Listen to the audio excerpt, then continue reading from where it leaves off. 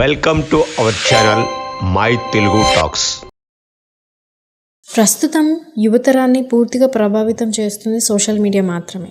Social media అనేది రెండు వైపులా పదునున్న కత్తి లాంటిది. దీనివల్ల ఎంత ఉపయోగం ఉందో అంతకుమించి నష్టం కూడా ఉంది.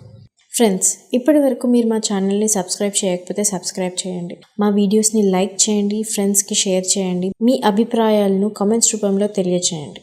సోషల్ మీడియా ఇంతలా డెవలప్మెంట్ అయిన తర్వాత ప్రపంచం అనేది ఒక కుగ్రామంగా మారిపోయింది. ప్రజల మధ్య దూరాలు పెరిగినా సోషల్ మీడియా వారిని దగ్గరికి చేస్తుంది. ప్రస్తుతం యువతరం చాలామంది తమ జీవనోపాధిని ఎవరి మీద ఆధారపడకుండా సోషల్ మీడియా ద్వారా ఇన్కమ్ సోర్సెస్ వెతుక్కుంటున్నారు. ఈ సోషల్ మీడియా ఎంతో మందికి జీవనోపాధిని కల్పిస్తుంది. ముఖ్యంగా ఎంటర్టైన్మెంట్ రంగంలో ఉన్న గుత్తాధిపత్యాన్ని దాటుకుని తమ టాలెంట్ నిరూపించుకుందామని సామాన్యుడికి సాధ్యమైనది కాదు. కానీ ప్రస్తుతం ఉన్న పరిస్థితులు సామాన్యుడి నుంచి కటిక పేదవాడికి కూడా తమ టాలెంట్ నిరూపించుకునే అవకాశం ఈ సోషల్ మీడియా కల్పిస్తుంది.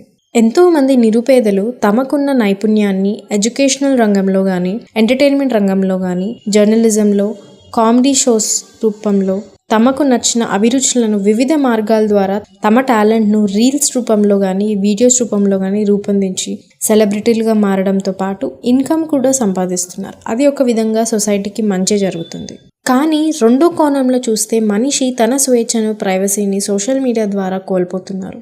అలాగే విచ్చలవిడితనాన్ని, తెలిసి తెలియని నాలెడ్జ్తో ఇతరుల ప్రభావం వలన తమ జీవితాలను నాశనం చేసుకుంటున్నారు. టెక్నాలజీ అనేది ఒక అద్భుతమైన అంశం.